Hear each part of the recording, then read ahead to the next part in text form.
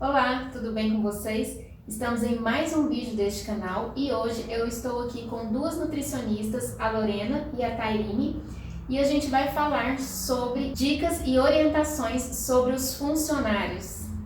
Uma coisa que eu sempre percebo das empresas e nos estabelecimentos que eu trabalho é em relação à mentalidade dos empresários em relação aos funcionários. Quando o empresário trata o funcionário como parte integrante da empresa, o resultado que essa empresa tem no decorrer do tempo, né, meninas? É um resultado muito melhor. É o que colhe frutos bem mais positivos. O funcionário, quando ele é envolvido ali no planejamento, na empresa, em todas as partes da execução, é muito mais fácil a empresa crescer, né? Ela tem vários pilares e um dos pilares é o funcionário. É importante que o funcionário se sinta parte daquela empresa, não só mais um trabalhador. É importante que ele entenda o seu papel e saiba como exercer aquelas funções e o diferencial que ele pode fazer pela empresa. E essa é uma das funções do proprietário, ensinar para o funcionário. Sim, eu acho que essa dinâmica tem que sempre partir do empresário. O empresário enxergar o funcionário, né, a importância do papel que ele tem e enxergá-lo de uma forma diferente. Porque a gente sabe que nesse meio, muitos empresários reclamam muito da mão de obra, mas a gente tem que mudar esse olhar, né? Capacitá-lo, dar estrutura, dar condições de trabalho para que ele desenvolva um bom trabalho, tenha um bom desempenho dentro da sua atividade. E aí, falando sobre a capacitação dos funcionários, a capacitação ela traz um diferencial tão grande para a empresa, porque é necessário que o funcionário saiba como fazer o certo para que ele consiga de fato fazer o certo. Não tem como ele amanhecer já sabendo fazer o certo. Ele precisa ser orientado, né? Tem um processo. E a gente enxerga muito isso nas empresas. Uma cozinha nova que nunca teve acompanhamento e aí chega lá, tem um monte de coisas a corrigir. Uma das nossas primeiras atividades é o treinamento, é a capacitação, né? E aí, quando acontece essa capacitação, na próxima visita já tem uma mudança enorme. A gente já consegue ver uma cozinha bem diferente daquela antes da capacitação, porque teve uma orientação, teve uma mudança de pensamento naqueles funcionários. E aí essa capacitação ela precisa acontecer de forma clara, de forma objetiva, de uma linguagem que eles entendam. Independente do seu nível de escolaridade, ele precisa aceitar e receber essa orientação com uma linguagem clara. Isso é muito importante. E aí a gente realiza dinâmicas, envolve ele no processo para que ele sinta-se parte daquilo em todas as etapas. Isso faz toda a diferença. Mas é um processo bem interativo. Bem interativo. A gente envolve eles do começo do treinamento até o final. Outra coisa que a gente sempre observa é que durante o treinamento, os relatos dos próprios funcionários de coisas que eles faziam totalmente errado, em questão de segurança do alimento, né? E não sabiam. Eles faziam porque achavam que aquela forma era o certo. Então, uma vez aconteceu de um funcionário virar para mim e falar assim: Tairine, eu nunca higienizei o limão que coloca no copo de água do cliente. Mas para ele era daquele jeito, ele não estava fazendo por maldade ou porque ele queria fazer errado. Então, a partir do momento que ele teve ali aquele período de capacitação e ele entendeu a importância daquilo, ele falou assim: nunca mais eu tenho coragem de oferecer para o cliente aqui desse restaurante que eu trabalho um limão sem higienizar. E aí, em todas as vezes que a gente retorna àquele estabelecimento, a gente encontra o limão sendo higienizado. Exatamente. Porque houve uma mudança de pensamento e fez ele entender por que a gente higieniza o limão. Porque ele pode vir contaminado lá do fornecedor e não posso levar ele assim para o copo. É totalmente uma mudança de comportamento do funcionário diante de todas as situações. E aí a gente tem, por exemplo, algumas questões que partem mais para a legislação, né? A periodicidade que isso deve ocorrer, né? Essa capacitação completa, que gera aí de 3 a 4 horas mesmo ali com todo mundo, sentado, com dinâmicas e etc. Ela deve ser feita pelo menos uma vez por ano. E quando é um local que tem problemas recorrentes, a gente sempre antecipa essas capacitações. Mas de formas mais frequentes. De formas mais frequentes.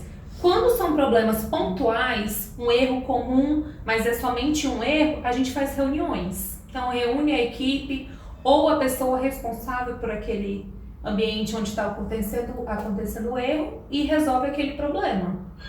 E aí vale lembrar que é importante você fazer o registro dessa reunião. Então, fazer uma lista de presença, colocar o tema capacitação de boas práticas, reunião de pontos críticos, ou seja, qual for o tema que for ser tratado, e colocar todos os funcionários participantes para assinar. Dessa forma, você também, como proprietário, se resguarda caso esse funcionário resolva entrar com alguma ação, ou em caso de fiscalização da vigilância sanitária, você tem como provar que você está tomando as suas medidas de capacitação.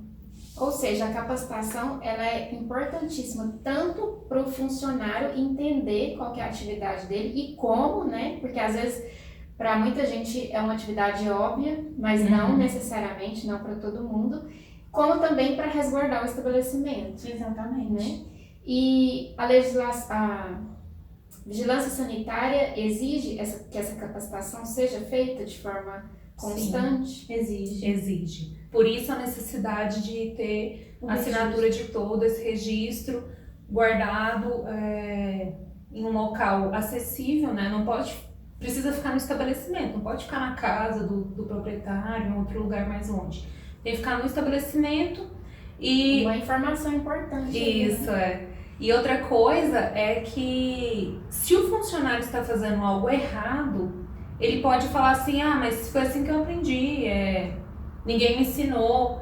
Mas não, se eu tenho ali o registro de que ele participou daquela capacitação, a gente tem o conteúdo daquela capacitação, todo mundo recebe um livro, algum xerox, um material para ele acompanhar, inclusive para ele levar para casa. O material que o funcionário recebe é dele, né? Ele não fica para o restaurante. Como se fosse um material de estudo, Isso, exatamente. Para ele consultar quando ele tiver dúvidas, né? E assim, quando a gente fala de capacitação, a gente está abordando um lado da questão de valorização do funcionário, e a valorização do funcionário tem o quê? Valorização da empresa, certo? A outra coisa que a gente sempre tem que levar em consideração é a estrutura física, né? A estrutura que a gente dá para o nosso funcionário, né? Toda a questão dentro das cozinhas, vestiários, banheiros, ele tem que ter a condição de armazenar os objetos e etc. Sim, essa questão da estrutura física é até uma dúvida muito recorrente, né? Primeiro, a questão da necessidade da gente separar os sanitários por sexo. Sim, é muito importante que a gente tenha essa previsão de dividir por sexo, porém, em alguns casos, dependendo de cada estado, como é uma legislação municipal, cada estado pode ter uma certa divergência em relação ao número de funcionários, a partir de quantos funcionários devem ter essa divisão. Mas a gente pensando no crescimento desse estabelecimento, a gente já pode aí sempre pensar, né? Banheiro feminino, banheiro masculino. Vestiário feminino, vestiário masculino. Sim, e os vestiários também, nem sempre todo mundo pensa nessa questão, que também é uma exigência da legislação, que a troca de roupa seja feita nesse espaço, que é o de vestiário, separado dos banheiros, dos sanitários. E outra pergunta também que a gente sempre recebe em relação aos armários. Cada funcionário precisa ter o seu armário separado de forma individual. E aí a gente identifica, coloca o nome do funcionário lá no armário para que nem tenha brigas. E ele tem seu cadeado, a sua chave, e ele tem que tomar conta da sua chave para os pertences ficarem guardados. Os pertences não podem ficar espalhados em qualquer lugar da área de trabalho, né? Até porque se o funcionário perder alguma coisa, some o celular dele ali dentro da empresa, vai ser assim, bem burocrático, vai ser bem complicado para resolver isso. Então todo mundo tem que ter o seu cantinho para guardar suas coisas. Até mesmo para manter a organização do espaço, né? E para evitar contaminações, porque o celular, por exemplo, ele é uma fonte contaminante enorme. E aí eu não posso deixar ele na cozinha. Ele tem que ser guardado dentro de um armário onde não há riscos de ser furtado também, né? E se a gente for pensar também nessa estrutura física, quando a gente pensa em banheiros e vestiários, além de tê-la, né, da gente pensar nisso no momento do planejamento do projeto, a gente pensar também na manutenção. Porque às vezes faz o banheiro, mas como é que está sendo essa manutenção? Não só de limpeza, limpeza acho que é o básico, né? Manter esses espaços sempre limpos, mas a manutenção da estrutura física, né? Como é que tá os ralos, às vezes o ralo volta cheiro, então tem que ter essa manutenção, revestimento, quando o revestimento solta, o piso quando ele quebra. Então, da mesma forma que a gente tem a manutenção física da cozinha, nesses espaços a gente também precisa ter esse cuidado de manter. Afinal de contas, né, são os funcionários que a empresa precisa tanto deles, né, são peças tão importantes para cada estabelecimento. Tem também a questão dos equipamentos de proteção individual, que são indispensáveis para você garantir a segurança do seu funcionário dentro da cozinha. Então, uma luva térmica ou uma luva utilizada no momento de diluir produtos de limpeza ou da própria higienização de ambientes, um sapato antiderrapante que vai evitar que ele escorregue dentro da cozinha, um avental para ele não ficar molhado durante as higienizações. Então, esses equipamentos te protegem, inclusive para que o funcionário não entre com recursos na justiça trabalhista contra o proprietário. Sério, isso é muito sério. E é muito importante prestar atenção se esses equipamentos eles possuem o certificado de aprovação junto ao Ministério do Trabalho, né? Nos sapatos antiderrapante, nas luvas, sempre vem um número que você consegue verificar no site do Ministério do Trabalho se ele realmente está de acordo, se aquele número não é falso, porque eles fazem testes com esses equipamentos para saber se eles realmente funcionam para aquela atividade. Então, se você compra um produto falso ou que não tem esse certificado, pode acontecer um acidente ali dentro do seu estabelecimento e o produto era falso, infelizmente o dono do estabelecimento que vai ter que responder caso exista algum processo judicial por conta disso, por conta de acidente de trabalho. Ainda sobre esse assunto, temos que tomar cuidado com o uniforme. O ideal não é um uniforme preto dentro de uma cozinha porque ele mascara a sujeira. Só que muitas vezes não mascara o odor. Aí o proprietário vem, Lorena, conversa com o funcionário tal, porque tá com cheiro assim. Sendo que o ideal é que você dê uma camiseta branquinha para que aquilo apareça a sujeira e ele lave diariamente como deve ser.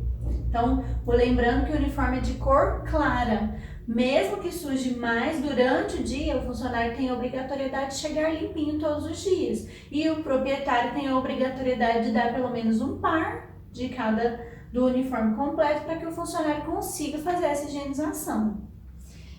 Um outro ponto em relação à estrutura física, que às vezes também é uma pergunta recorrente, é em relação aos refeitórios.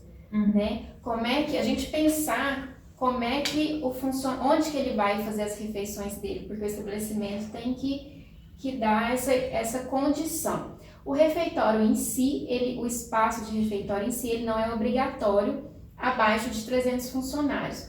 Porém, é importante que o estabelecimento pense nisso, né? Onde que ele vai? Eu já vi funcionário almoçando até na calçada. Acontece muito. Né, é recorrente. Então, assim, é necessário pensar, porque você tem que dar boas condições para esse funcionário, para ele fazer as refeições dele de forma adequada. E questão de segurança alimentar, né? Se o funcionário precisa sair de dentro do estabelecimento com uniforme, vai para a rua, na hora que ele voltar, ele pode estar trazendo alguns contaminantes, né? E ele vai para dentro da cozinha, vai manipular alimento e vai oferecer para o cliente. E eu posso ali ter um risco de contaminação. Exatamente. Então, meninas, eu acho que foi muito legal essa nossa conversa. E a gente pensando aqui de uma forma geral do que a gente conversou, a importância da gente olhar para o funcionário, né? Ter um novo olhar para o funcionário. E quando a gente vê as empresas que estão em constante crescimento, a gente olha nesse aspecto, a gente consegue perceber né? Como aquele estabelecimento, aquela marca, aquela empresa tem uma visão diferente em relação a isso. Olhando o funcionário não apenas como um executor de tarefas, mas como parte integrante daquela marca, daquela empresa, sabendo quais são as metas, quais os objetivos, realmente fazendo parte da estrutura. Eu acho que é legal a gente pensar também muito em relação a isso, né? Como é que o empresário olha o funcionário nesse aspecto, como é que ele integra ele na sua equipe e na sua empresa, para que a equipe seja coesa. E sempre quando a gente tem uma equipe coesa dentro de um estabelecimento, é perceptível pelos clientes, né? Os clientes percebem isso, é diferente. E pelo né? crescimento. E pelo crescimento acontece na empresa. Mas lá na frente, lá no atendimento, lá no produto final, tem esse resultado, é visível esse resultado. É verdade. Né? Então é isso, pessoal. O nosso assunto hoje fica por aqui. Caso tenha ficado mais alguma dúvida, deixe aqui nos comentários. Aproveite para deixar o like, inscrever-se no canal e compartilhar esse vídeo. Até a próxima! Até a próxima.